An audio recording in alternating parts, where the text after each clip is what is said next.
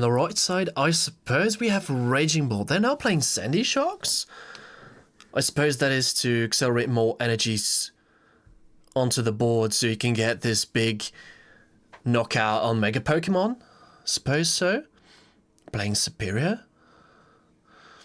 There's the fighting energy. Do they have a Vessel? They play Lunatone? That's interesting. Is this even Raging Ball? I mean, they have the Slither Wing and Sawdust Vitality. The Earthen Vessel. But they can't get something else on the board. And they're going first.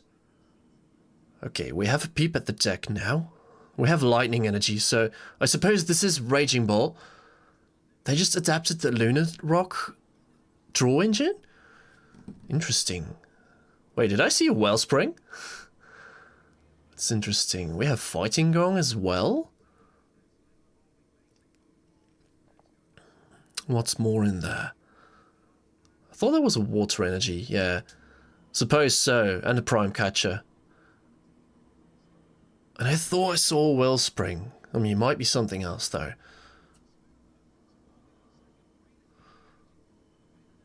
Okay, so supposedly they're taking another Grass Energy for next turn. Or double fighting, I suppose. Right. But then, obviously, with the fighting energy, they can Lunar Cycle again next turn, draw 3 more cards. And I suppose they're accelerating to the Solrock and retreating the Teal Mask Pokemon EX because you don't really want a 2-price Pokemon liability in the active spot, or they're just passing. Right. I suppose Piran doesn't quite know what deck they're up against, but decks that can attack on their first turn, going seconds, is very rare these days. And this does seem to be like Froslass Munkidori. It's been a while since I've seen the deck around, but they have adopted the Dusknoir engine as well. Interesting. So they can item lock you. Oh, this is going to be Lopunny. I didn't see the bunnies. But what's the Bravery Charm for? Or is it not Dusknoir? No, it's Munkidori. What did I say? No, this is going to be Lopunny, is it? I did see one Lopunny, though. Lopunny, Yveltal. Snorrance. I think it's to chip that more damage onto Golden Go. Because Lopunny, when it's coming from the bench with a Jet Energy or just a retreat, you're just doing 230 damage. And when your Lopunny is not knocked out, you can even, accelerate some damage from it with the Munkidori to your opponent's active Pokemon. But against Golden Go, that's really a bad matchup. But having the Froslass engine means there is ticking 10 damage in between turns. If they don't play something like Picnic Basket, then it's just going to be knocked out. And obviously, Nicholas saw they're playing some kind of Raging Bolt deck, so he's not committing to the Lopunny just yet, because he knows he's just going to be knocked out. But the Yveltal is a good choice, because you can trap something in the active spot, like the Lunatone, and then Piran needs to have something like Counter Catcher. Not Counter Catcher, but Prime Catcher to be able to leave the active spot, or they need something like Turo or Switch, but I don't think they're playing something like that. And now they're item locked. We saw the attachments onto the Munkidori, so any damage that Piran does that doesn't knock out the Pidoo just gets transferred back over with the Munkidori. Alright, they're Teal Dancing. They already used the Lunar Cycle. What cards do they have? Nest Ball, Ultra Ball. I mean, they can get their Raging Bolts, but it's just going to be liability. So I suppose just to retreat into the Solrock will be better? Yeah. There it is. And it's just perfect math. No, wait. Solrock is to 70 damage, right? Yeah, just 70 damage. So the Budget has 10 more. And the next turn they can transfer over the 30 damage. But then the Budget gets knocked out. Oh, they're transferring 60. Oh, nice. Okay, playing a Lily. Getting 8 fresh cards here. That's nice. And being able to transfer over 60 damage. That means after 2 turns, this Lunatone is going to be knocked out. And it's good Purin doesn't extend the board state as it is and just leaves it like that. Because otherwise you could get damage onto your main attackers you don't want to be damaged. Because that will be very, very bad.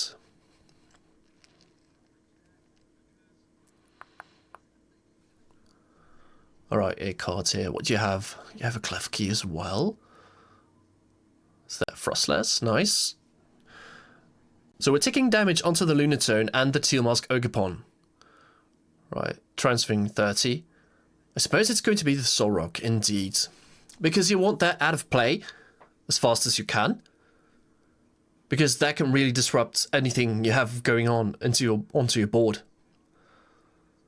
But your Budgie has 10 left, and next turn the Solrock can do 70 damage. And then the Budgie is going to be knocked out. But then next turn, Munkidori can transfer over 40 damage. And then the Solrock is going to be knocked out. So it's going to be trade for 1-for-1. That's good. And now Purin is Perrin item locked. It's just going to be attack onto the active. Which is good. And they grab this... What's it? Sandy Shocks. Yeah. But now Nicholas doesn't need to attack. They can even trap the Lunatone into the active when they have something like Countercatcher. But he's eyeing out the Artisan. Or the Puffin. Puffin is going to grab another Budgie here. Because limiting your opponent from playing any more item cards limits them from setting up the boards even further. And you just have time. Just item lock, transfer over damage until they're just obliterated. And they have the Night Stretcher again to get the Budgie back. And they still need to have an attachment for turn.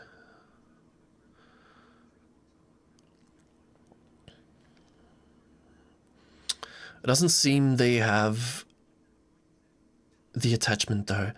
Just the one? Alright, just the one for the knockout. No, right? It needs 20 more. Okay, yeah, then they're placing 20 onto the Teal Mask. And I suppose retreating into the Budgie, 20 damage is going to be enough for the Solrock. It's interesting. Just keeping damage onto your Munkidori. Because now it increases with 10. So you can transfer over more damage next turn. And now Purin is limited to not playing item cards. But they have the Pheasantipity. That's good. We get 3 more cards. Another Stardust Vitality. Alright, Grass Energy. We can do Teal Dance yet again. And I saw they had the Sandy Shocks. But Nicholas didn't take 2 prize cards yet. So you can't utilize the ability just yet. They need to be down to 4 prize. Oh, yeah, but you're playing Stardust Vitality. Of course. Of course. But now that Sandy Shocks is a liability. Because it's also weak to grass. And it can be trapped into the active by Evil Toll. And it's another 2 prizer. I think Nicholas just loves to see that.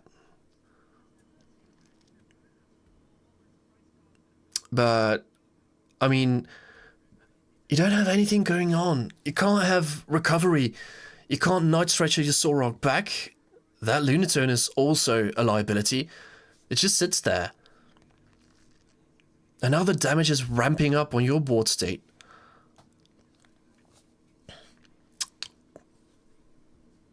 Like, Nicholas is also limited to the attackers they have because the board is already filled up. They have the Evil Tar, the Budgie.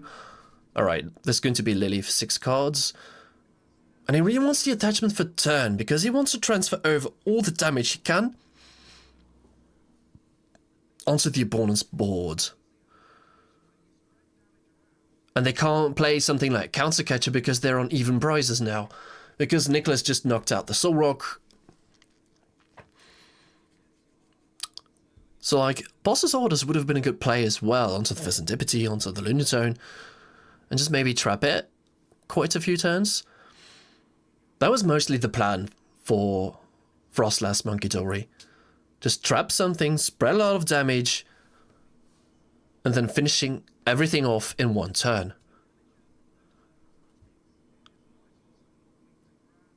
Okay, so now we're going to see some transfer going on onto the Teal Mask. So now it's 100 damage. 110.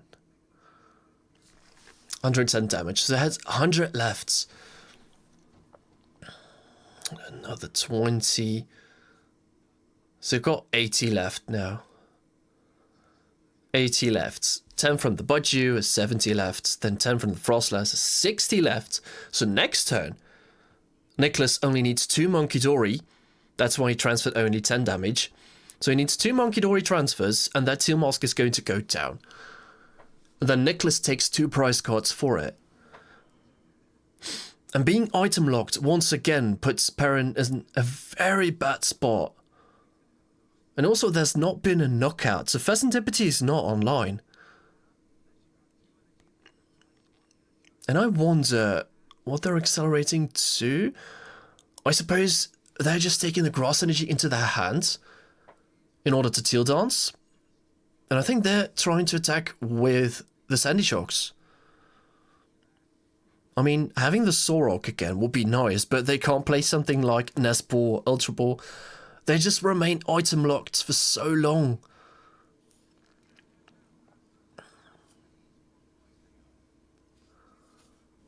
Alright, they're taking the lightning energy. And I suppose they're accelerating the lightning energy to the Sandy Shocks. Because that grass needs to go into hand.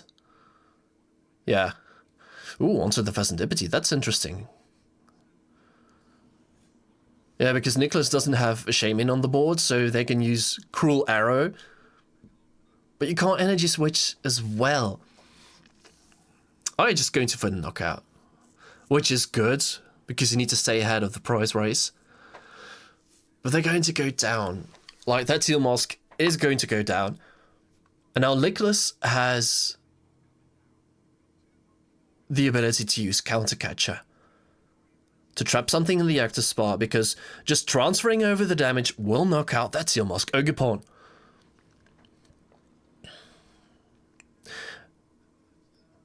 And I think they want to trap the Lunatone, because the Lunatone is weak to grass.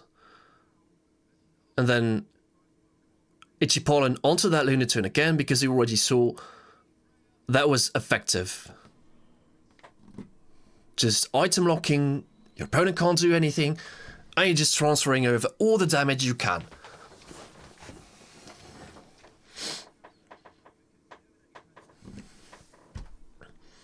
Yeah, Perrin is in really good, bad position here. Let's see what they have from the Ino. You have the Raging Ball, double Raging Ball, and another Lunatone, it seems like. No Solrock. But Perrin will have access to Serendipity next turn. Oh, there's going to be the third attachment? Yeah, Nicholas just found the Earthen Vessel from the Ino. Getting to Dark Energy.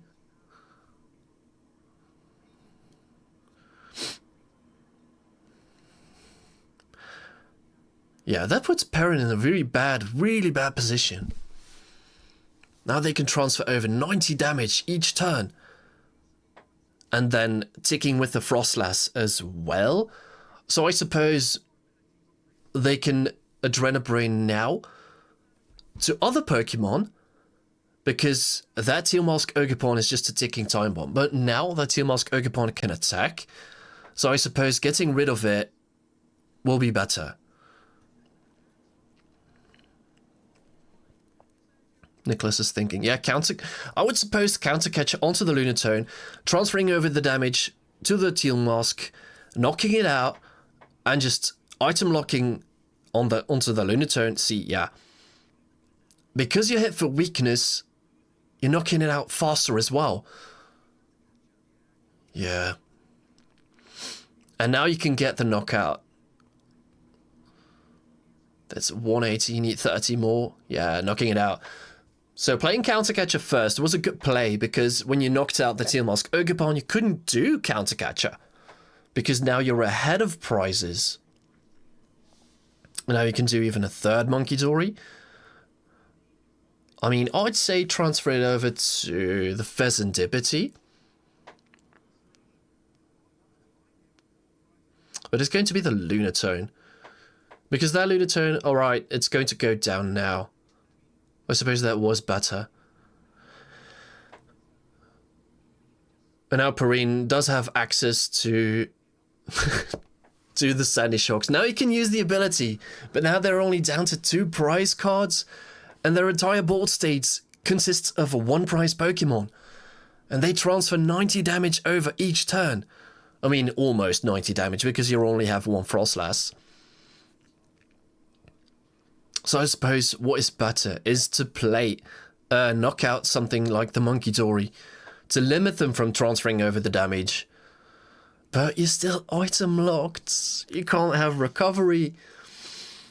But there goes the fighting. So they're committing to attacking with the Sandy Shocks. Yeah, you can't. You need to have boss's orders into hand. But you have boss. That's good. That's good. So I suppose knocking out the Munkidori. Yeah, that's a scoop. They can't come back from that. I mean, Nicholas was ahead. 4 prize cards. Yeah, this is a really bad matchup for Raging Bolt.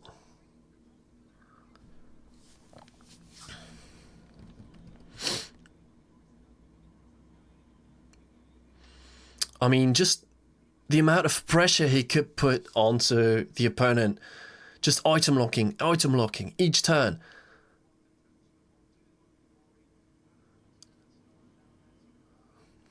And also hitting for weakness onto the Solrock is a big thing here. Because that damage ramps up faster and faster.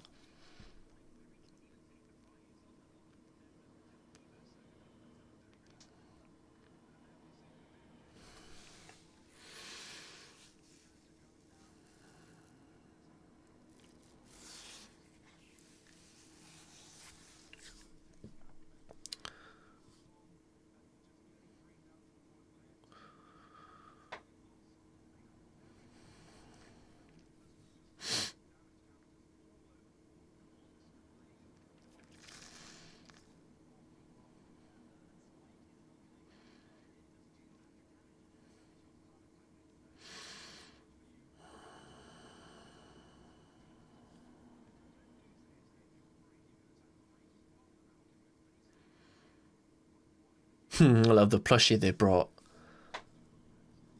The Slither Wing.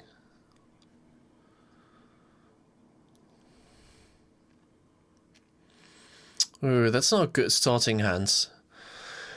Starting with Raging Ball. However, if you do draw something like Stardust Vitality, and you get Solrock Lunatone going on, you can just start out each turn,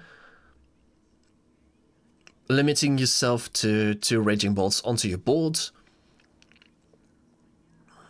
You don't need to rely on a lot of item cards as well. Depending on how consistently you can find the Stardust Vitality, though. Seems Nicholas is playing the Nest Ball. Did he grab the Snorunt from the Nest Ball? Thought it just went from hands. Because they're eyeing up the Munkidori.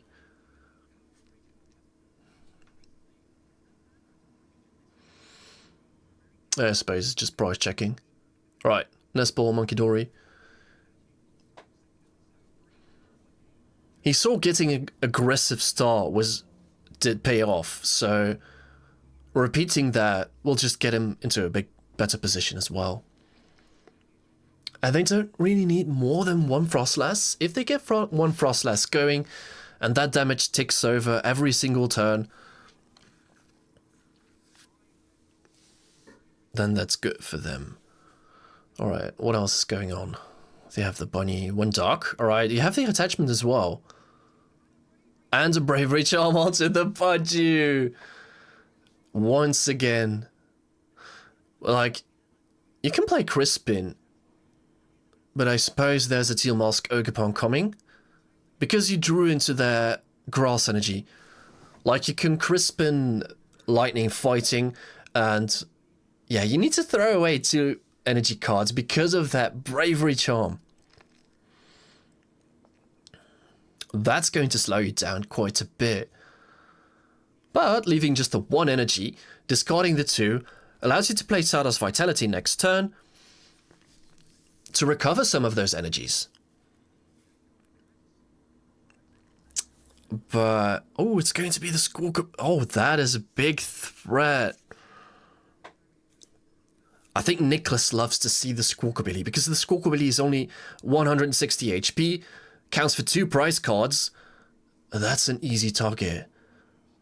Also for Evil Tall, because trapping the Squawkabilly with the Evil Tall and doing 20 damage, then the Froslass is sticking damage, then the Munkidori can transfer over the damage. Yeah, the Squawkabilly is just a lovely target. They're grabbing lightning and grass. Excuse me. But there's no Teal Mask Ogerpon on the board.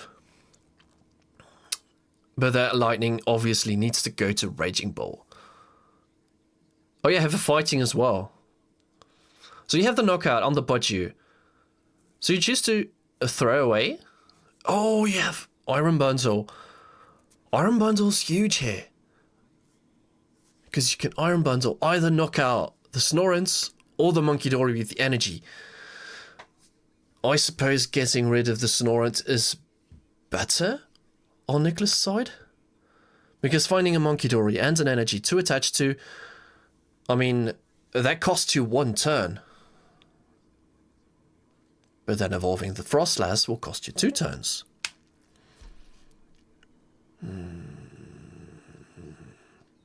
Which card is that? Is that the Chiampao? The one that discards stadium cards? Anyway, we're seeing the Iron Bundle here. I wonder what Nicholas is going to promote. I suppose it's going to be the Munkidori, because he really needs to evolve into Froslass next turn, because that's going to help them a lot more. Well, and they have Night Stretcher, so they can get the Munkidori back. But I didn't see a supporter card. Yeah, it is going to be the Chiampao. The one that discards stadiums. Anyways, Earthen Vessel here. I suppose getting more energies for next turn. Because you can choose which energy from the active you're going to throw away. And then 1 grass energy equals the knockout onto the Munkidori. So next turn, you can go ahead and do Teal Dance with the grass. You can attach the fighting if needed. That's good. Now Perrine is putting some more pressure onto Nicholas. Nicholas loses a Munkidori. See, yeah. Just like that. Alright, promoting the Budgie again. Only 5 cards in hand. Oh, did he top deck a Lily? Was that a Lily? No, it's a TM Evo. No Froslass going... Oh, he has Lily in hand. Alright. So, just going to Night Stretcher the Munkidori back, and I suppose playing the Lily. Yep. There we go. So, Nicholas just really wants to draw into a Froslass, an energy, and perhaps even more Munkidori. Because they need to be aggressive like they did last turn. But now the pressure is on because that Raging Bolt is in the active spot and it can take consistent knockouts turn after turn. And having to rely only on the Stardust Vitality puts Perrine in a better position than they were before. Alright, we'll see what the 8 card hand is. 6. That's interesting doing it like that, because I've seen a lot of people playing Lily and drawing 8 cards every single time again. Alright, they found the Froslass. Counter gain Klefki? Klefki is not really going to help. You have the Luminous too. Luminous is going onto the Munkidori, but there's no damage on the boards. Yeah, you need... Effectively, you need to trap something. Like the Teal Mask, like the Squawkabilly. And I thought I saw an Artisan. So Artisan, get the Yveltal, play the Counter Catcher. Excuse me. No, it's just going to be Counter Catcher. I suppose onto the Raging Ball, because that has 3 retreat costs. Yeah. And if there's no Latias in play, there's just no way that Raging Bolt leaves the active. Right. Oh, you top deck Prime Catcher. You can get rid of that Froslass. That is nice. So, oh, and it's Stardust Vitality from the Teal Dance. That's huge. Okay, so now you can Stardust Vitality, grab even more cards, play the Prime Catcher onto the Froslass, setting them back even further. Oh, you just love to see this. Oh, wait. Your item locked. Oh, I forgot. Excuse me. Being item locked is really not good. No, right? Not just the one discard, you need the 2 of them. But choosing to divide it is really good because I thought you drew into Stardust Vitality. Yeah. But now Lickless's board state is, oof, not that well. But they have a Stardust Vitality again. You have Counter Gain. And the Luminous. So Counter Gain Luminous does count for a Psychic as well. And if you're behind on prize cards, you can attack with the Munkidori. So I suppose that Mind Bends is going to help them. But Mind Bending allows Perrin to play the Prime Catcher, knocking out that Froslass. Because, or even retreating. But then you need 3 energies to hard retreat the Raging Bolt. Yeah, this is kind of a risky play to rely onto the Mind Bends. But usually it does pay off. I mean, there was no Latias on Perrin's boards, and I think it wasn't even in the deck. So what they grab? They grab the bunny here. Yeah, of course. You really want the bunny.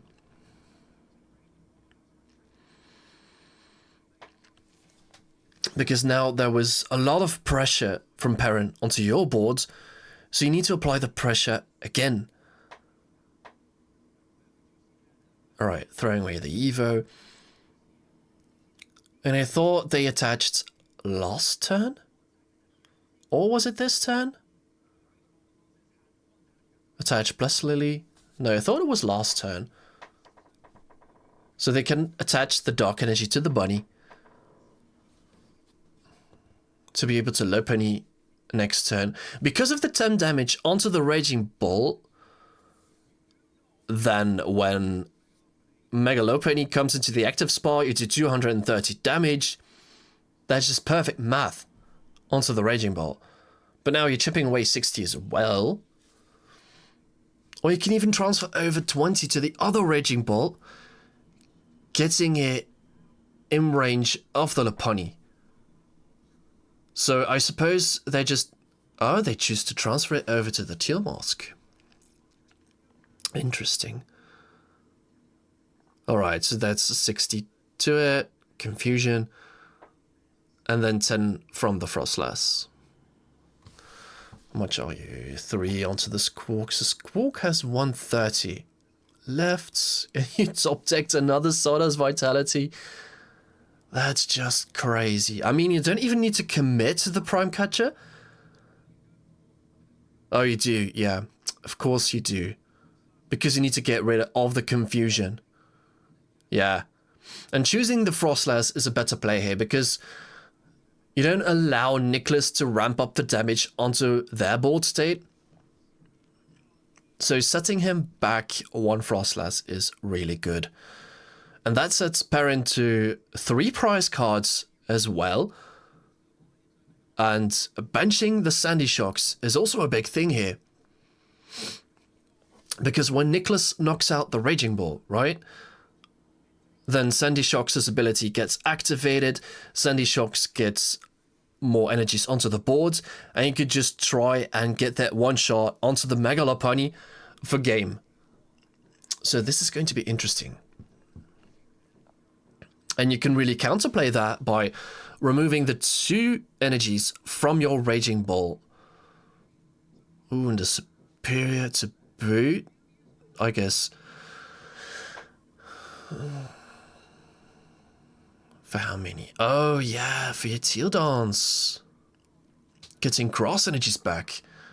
Oh, that's big. I mean, Perrin saw the Bunnery, so they know there's just a Mega Lopunny coming. And they want to load the board states to get rid of that Mega Lopunny. I suppose they're diversing it. Yeah, throwing away one grass. Keeping 1 energy, because accelerating 1 energy for Raging Ball is just nothing. Because when that Raging Ball gets knocked out, Sandy Shock's ability gets active. But promoting the Bunnery off the bat doesn't really work. It needs to come into the active spot during your turn. And your turn starts now. Okay, there's another Froslass. So I suppose there's no Mega Lopunny coming this turn. So I guess Nicholas is just trying to attack with the Munkidori again this turn. And they not stretch over the Snorrens. Because also there was no Munkidori in Nicholas's hand. And they had 2 dark energies, which was sad though, because you really want to attach onto your Munkidori. But playing the Ainu is quite big. So Perrin just drew the grass energies from the discard pile with the Superior, and now they're shuffled onto the bottom of their deck. But now Perrin drew into Nest Ball, Lunatone, and Sada, so you can shuffle the deck with the Nest Ball, countering that Iono, play the Stardust Vitality, and maybe even draw into your grass energies again, because they're somewhere in the deck. And what did Nicholas draw into? Iono, Lily, Ultra Ball, Night Stretcher? Yeah, I think getting rid of that Raging Bolt is best. But there's another Raging Ball coming. And it doesn't get knocked out with another Mind Bend as well. But you might as well try if you're Nicholas. I mean, there's something you need to do. Yeah, you can use the ability, but you're only transferring over 10 damage. And then another 60. So you have 130. 110 more onto that Raging Ball. And now you don't have Prime Catcher to switch it out. So I suppose Perrin wants to manually retreat that Raging Ball. I guess there's just a discussion on damage counters from the Froslass. Alright, let's see here. Yeah, the Nest Ball. You really need to shuffle your deck because you want to get that grass energy back. Oh, they do play the Latias. Yeah, I suppose they really need it. No, I can just free rotate. But that Latias is going to be a target for the Evil Toll when that one comes into play.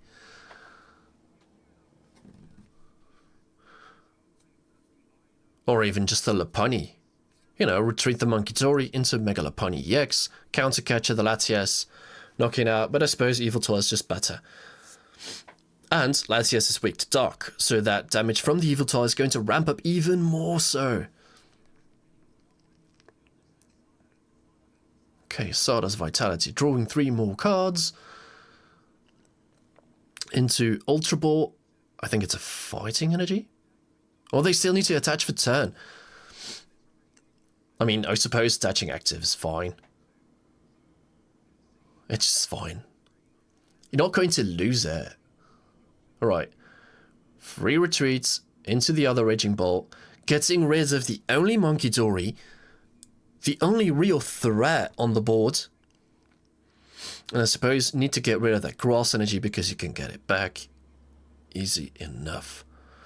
Right, now is Perrine down to 2 prizes, and Nicholas still needs to draw his first prize card.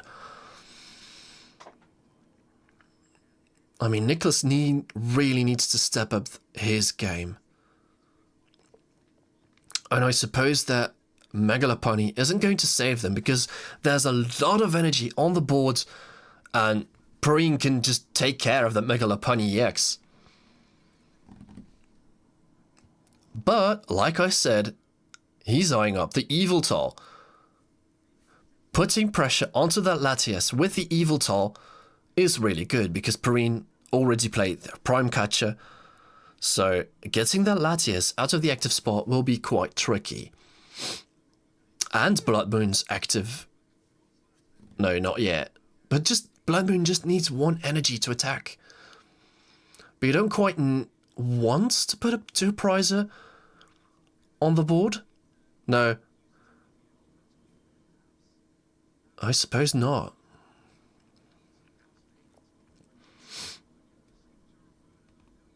Okay. But we saw Perrine playing a Boss's Orders. But I suppose when you trap the Latias into the active spot, Boss's Orders is just not going to save you. You have the Night Stretcher to get a Dark Energy back. So you're now Ultra Balling for another Froslass. Oh, but you still need to get that Froslass out of the active spot. How are you managing that? Only have 1 attachment, so you will attach to Yveltal. Sure. But like, oh, they didn't play supporter yet. So I suppose Nicholas wants to see Air Balloon here. Air Balloon Counter Catcher is going to save him quite a few turns, in fact. Because I don't know if Perrine plays another switch or any switching options other than the Prime Catcher.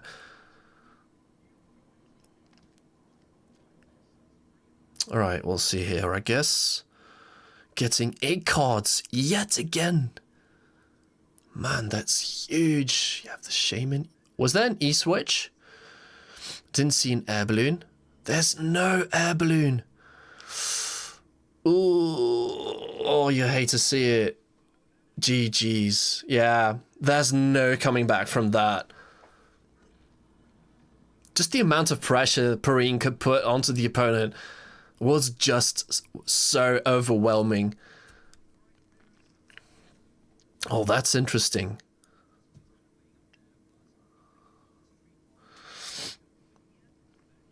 I mean, getting knockouts turn after turn after turn. Nicholas wasn't just able to build up his board states at all. And just saw the precious trolley in his last turn.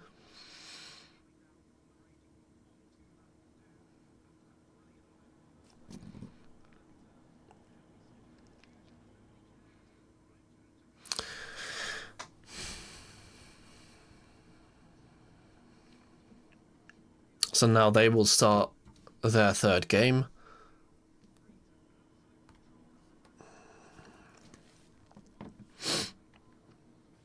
And I wonder how things will go. I mean, if Perrine can get the same pressure as they did last game, then that's over for Nicholas. Right.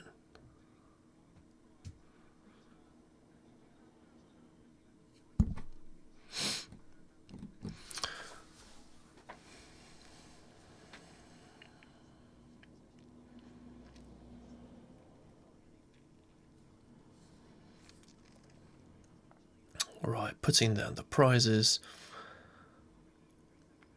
And I suppose Nicholas is choosing to go second, letting Raging Bolt go first. Prizing the Evil Tall, Devolution, all the Latias is prized.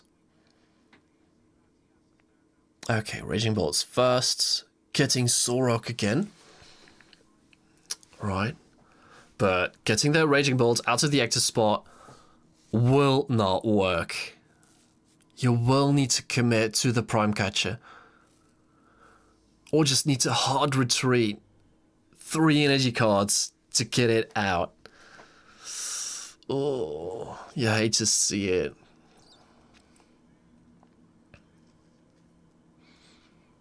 But the Prime Catcher is in the deck. So Perrine will have to commit.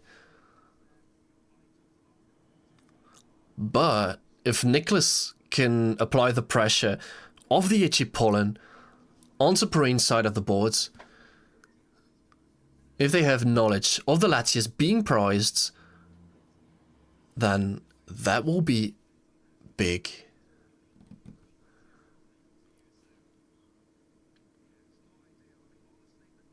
So let's just hope Nicholas doesn't get that information. Or I suppose Perrine just hopes Nicholas doesn't put them into that position. They need the Latias in order to retreat. They have a Budgie Puffin. They have a Switch as well. Right, Budgie Puffin will get you more Snorrents and the Budgie. But you can't get the Munkidori because the Munkidori has 110 HP. So you need something like Artisan or the Precious Trolley. And I suppose you really want to Team Evo here? I didn't see what was in the hands. But I suppose you can just play Switch, get the Snorrent out into the Budgie, having 2 Snorrents on the board. And you're always up the Munkidori. Oh, but I suppose there was Ultra Ball, right? Yeah, there is Ultra Ball. And the Artisan. That's also huge. Alright. But I suppose Perrine can also benefit from that, getting the Solrock and the Lunatone out as well. If they will get knocked out. I suppose if they play multiples. Right. So now Nicholas can play Switch. They need an attachment onto the Munkidori. Or I suppose it's good if you do it next turn as well. Alright, shuffling in. And I thought there was a Lily as well. Lily, Bravery Charm, and a Switch to boot. Man, this hand is just correct. Oh, it's a Shaman? It's no Lily? So your hand is just literally Ultra Ball Shaman. Oof. That's not much going on next turn.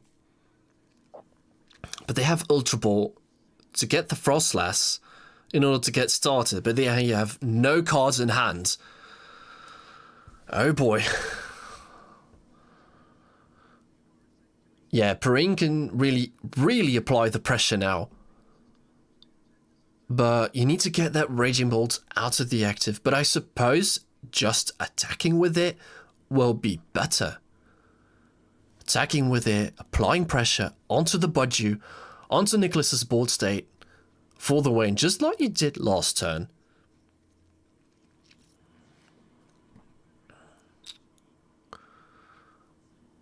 Okay. They're going to fail the Artisan. I suppose just to getting insight on what you have. Oh, there's... Hold up. There's Fighting Energy in the discard pile. Playing Stardust Vitality. Oh, they were looking for the Slitherwing, but the Slitherwing was prized, so they wanted 2 attachments from the Stardust Vitality. Of course. Yeah. Oops. Sorry. Okay, so now you have the knockout on the Budgie here. That's huge. Just do it. Apply pressure.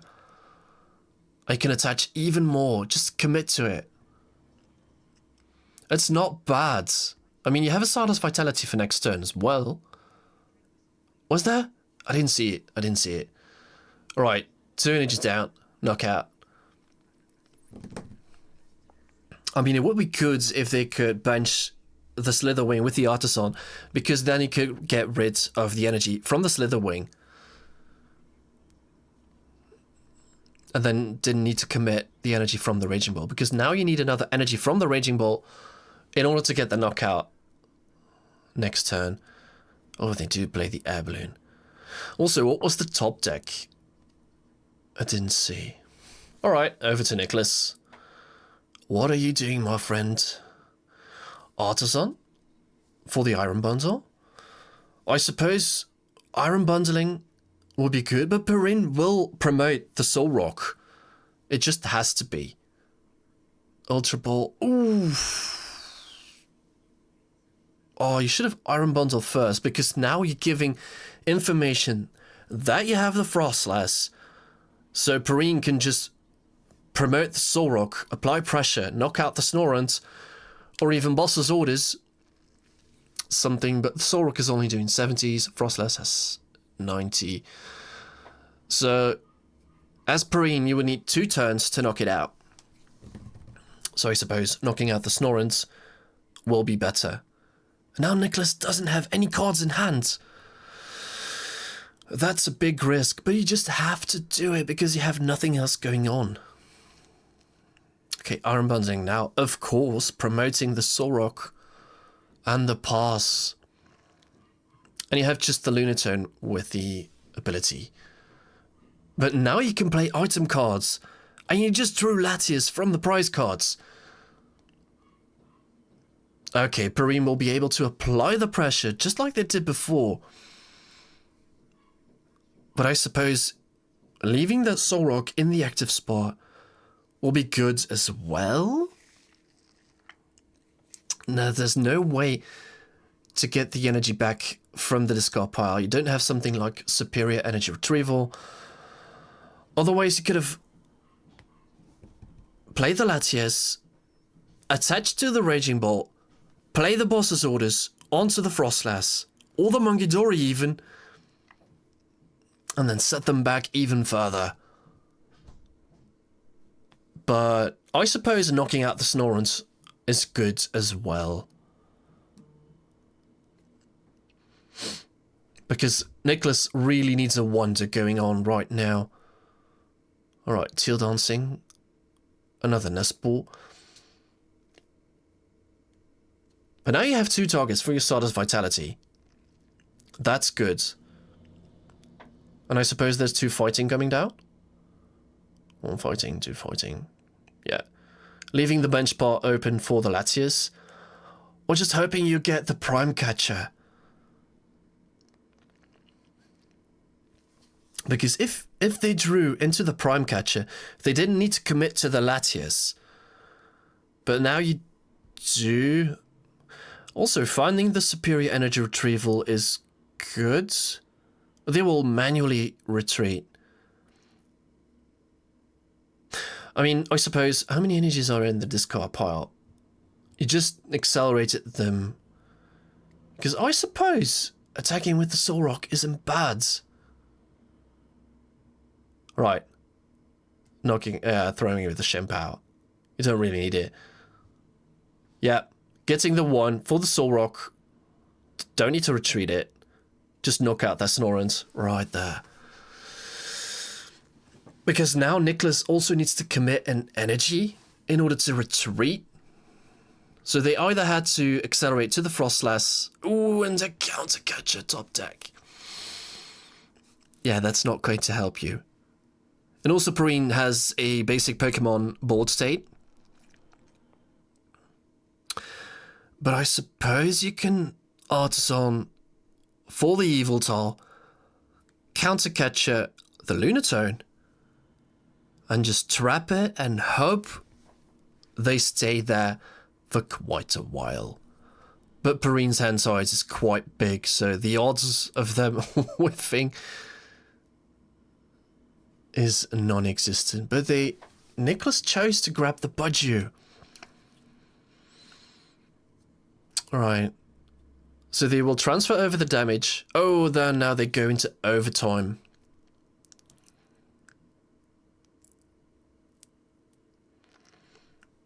Okay, I suppose this will end in a tie then.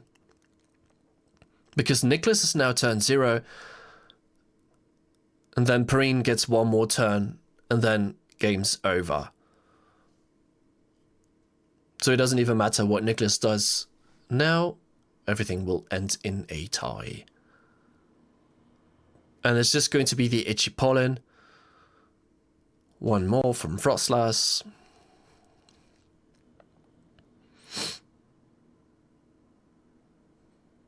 And yeah.